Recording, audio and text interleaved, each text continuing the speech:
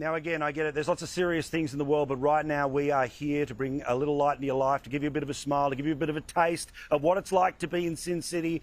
Because literally what happens in Vegas is not staying in Vegas. No, it is coming to your place. And this weekend, what is coming to your place is rugby league. The first round of the greatest game of all will be played at the mighty Allegiant Stadium, the place where the NFL Super Bowl was held just 12 months ago. And I can tell you this joint is already teeming with people that are ready to back in. The Warriors, the Raiders, the Panthers, the Sharks, the Gillaroos, some teams from the UK as well. The man who's putting it all together along with the wonderful Peter V'landys is none other than the great Andrew Abdo, and he has set up a special place for Aussie fans to turn up. It'll officially open tomorrow US time, but he gave us a little sneak peek today.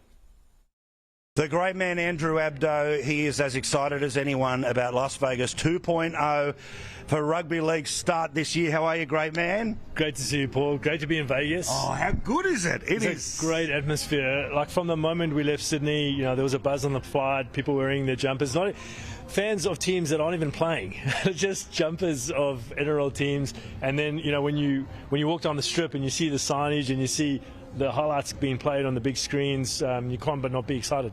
Well, it's this thing where, as you know, when we were flying over, there was a family from far north Queensland. There's a lot of Canberra Raiders people that are here. You know, Panthers people that are super excited. And they're not just wearing the merch that they're used to, they're wearing the stuff that's specific to here, because you get that sense that just like a state of origin decided, just like a grand final, a destination has been created by you guys in the past couple of years, and people don't just want to be there, they want to commemorate being there. Absolutely. It's a week, right? And so we've got a fan fest on Thursday night. We've got Fan Hub here where fans that have travelled, and we've got about 20,000 that have travelled. And we've got about 10,000 coming from England. We've got about 8,000 coming from New Zealand, and we've got about 15,000 Aussies. So it's going to be an absolute takeover. It's a rugby league takeover of Vegas. What could go wrong? No, nothing. That's the thing. The planning is amazing. Now, give us an idea about the difficulty year 2 versus year 1. I mean, obviously, trying to work out where everything goes, and then you're now trying to better it and perfect it. What's it like the second time around doing this?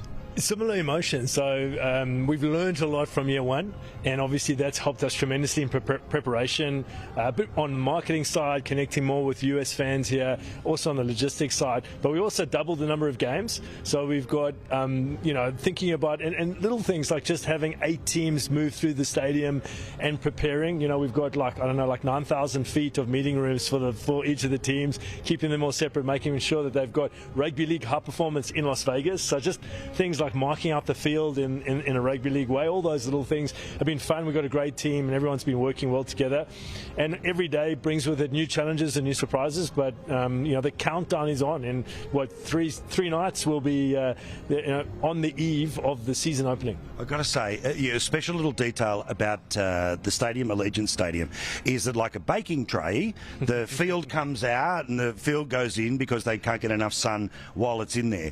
The logistics of these American stadiums, they are unbelievable. I mean, you know what it's like from the ground up to be involved in things like, you know, Allianz in Sydney, trying to reshape the Olympic Stadium, obviously Suncorp. But this thing is the next level of like a play set about what you can do with it. It is phenomenal. I mean, it is a Coliseum, a modern day Coliseum. It's a magnificent stadium. And as you say, the field trade, it bakes out in the sun and then it gets wheeled in the night before any major event. Now, last year we had the Super Bowl just 2 weeks prior, so we needed the grass to really grow, to grow the paint out from all the Super Bowl logos.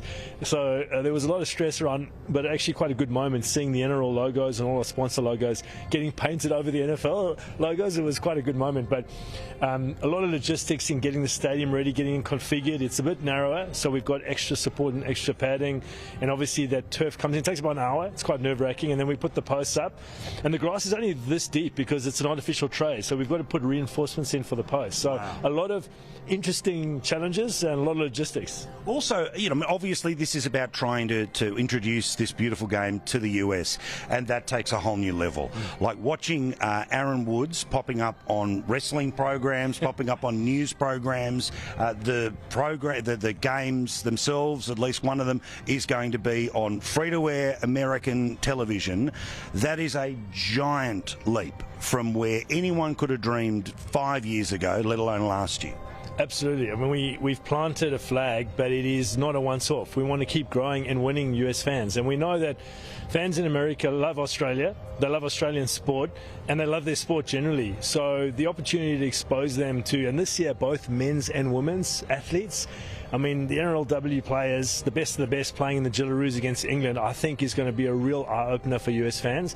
Just the speed and the intensity of rugby league showcased at Allegiant Stadium, but as you say, on free-to-air in America for the first time. It's an opportunity for us to really win the hearts and minds of US fans, get them to know the athletes, get them to know the clubs, and also, hopefully fall in love with our sport.